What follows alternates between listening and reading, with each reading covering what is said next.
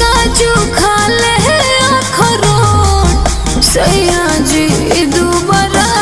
गाइले आ चुम्मा देवे खातिया गह कनियो तो छोटे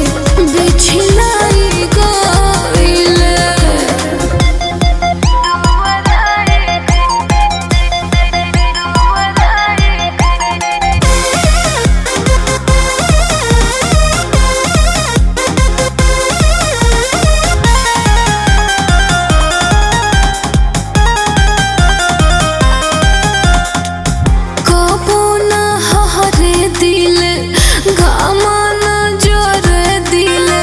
कृष्णा बेदार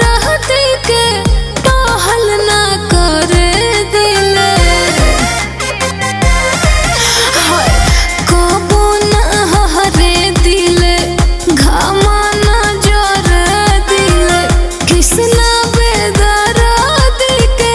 टहल ना करे दिले अपने से खोटा तानी ना पाछा हटा तानी